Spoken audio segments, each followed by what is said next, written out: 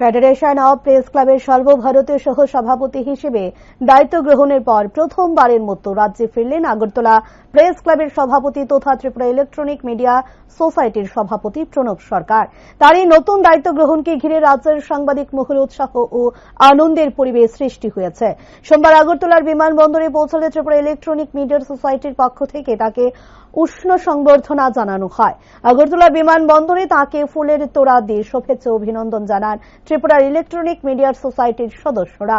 সংগঠনের পক্ষ থেকে তার নতুন দায়িত্বের সফলতা কামনা করেন। সর্বভারতীয় স্তরে ত্রিপুরার সাংবাদিক সমাজে প্রতিনিধিত্ব করার সুযোগ পাওয়ায় সংগঠনের সদস্যরা প্রণব সরকারকে অভিনন্দন জানান। সংবর্ধনা অনুষ্ঠানে প্রণব সরকার বলেন, ফেডারেশন অব প্রেস ক্লাবের সর্বভারতীয় সহ সভাপতি হিসেবে তার উপর যে দায়িত্ব অর্পিত হয়েছে তা তিনি নিষ্ঠা ও আন্তরিকতার সঙ্গে পালন করার চেষ্টা করবেন।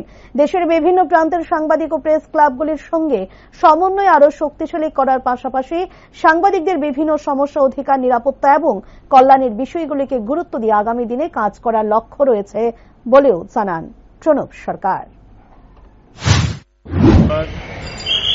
Federation of press club of ইন্ডিয়ার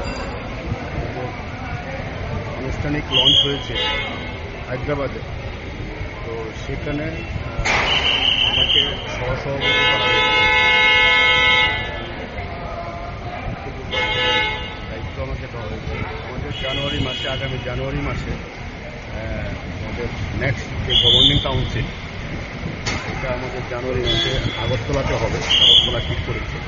দেশের সব কয়টা প্রেস ক্লাবের সভাপতি সম্পাদকরা আছে এবং অন্যান্য দেশের যত লার্নেড মিডিয়া আছে, সিনিয়র মিডিয়া আছে, সবাই আসবে। এটা আমাদের একটা বড় উৎসবের মতো হবে জানুয়ারিতে। আমি আজকে এয়ারপোর্টে এসে আমার এই বন্ধুদের ওদের জন্য আমি অনেক কৃতজ্ঞ, আপ্লুত। এত সকালবেলা ওরা এসে ওদেরকে অনেক ধন্যবাদ জানাই।